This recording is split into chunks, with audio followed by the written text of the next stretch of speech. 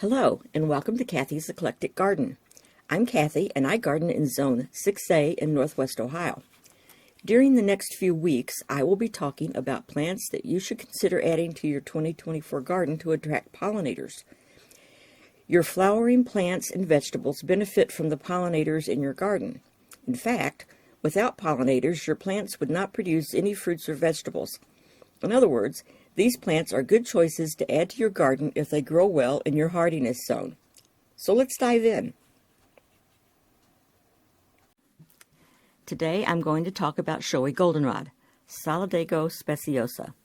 This is a native plant east of the Rocky Mountains.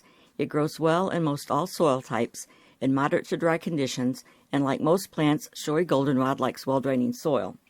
I'll start with a clip from a year ago in spring 2023 when I planted my first Showy Goldenrod. So let's take a look. Now, planted on the back side of each of my pots is Showy Goldenrod, and it is to the back of the pots because that is the back of the garden, and these plants get 2 to 4 feet tall and 1 to 2 feet wide.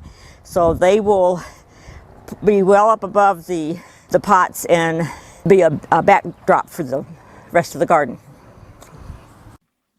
This video was shot on June 30th, 2023, just over a month after the plant was put in the ground on May 24th, and illustrates its growth. It also shows some of the other plants around the Showy Goldenrod. Most are also native except for the pineapple sage. It's a perennial that attracts butterflies and hummingbirds. However, in my area, it may not survive the winter, and I may have to treat it as an annual. Either way, it will be in this garden again this year. These plants are located in my Monarch way station garden. Because of their late season bloom time, Showy Goldenrod is an excellent food source for migrating monarchs. The multicolored lady beetle that you see on my Showy Goldenrod was filmed on September 10th, 2023. Depending on what source you find, these are good bugs or bad bugs. As a good bug, they eat aphids. As a bad bug, they may try to occupy your house in the winter. Personally, I consider anything that eats aphids a good bug. However, I do occasionally find one in the house in the winter, but it doesn't seem to be a problem.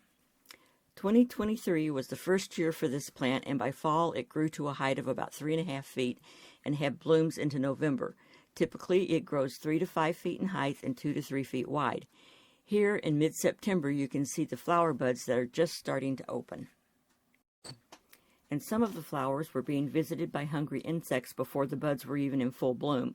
Once the buds started blooming, it didn't take long before the entire plant was covered in tiny yellow flowers. These tiny flowers form on an erect panicle on stems that are held erect or curve upward. I did provide support since this was the first year, but it seemed to be a pretty sturdy plant. To say that Showy Goldenrod is a pollinator magnet would be an understatement. However, in all fairness to all the other pollinator plants in my gardens, Showy Goldenrod probably blooms last of all. Just look at the honeybees buzzing around this plant, as well as flies and other small bees and pollinating insects. Showy Goldenrod is hardy in zones 3 to 8. In addition to the insects previously mentioned, it is also visited by wasps, native bees, moths, ants and beetles, and birds such as finches like to feast on the seeds. It has few disease issues and requires almost no maintenance. I purchased my plants from a local native nursery, but I've also started goldenrod from seeds successfully. This plant was still in bloom on November 9th.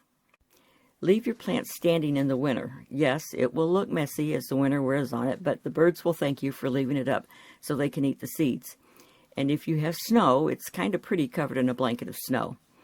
You can see the basil leaves are still green, while the flower stalks have turned brown. In late winter to early spring, I will cut back the dead flower stalks and trim up the basil leaves. I almost forgot, goldenrod will spread, but this variety is not aggressive. I hope you've learned something from this video. I encourage you to add Showy Goldenrod to your landscape. You'll be glad you did. Thanks for watching. See you next week. Bye.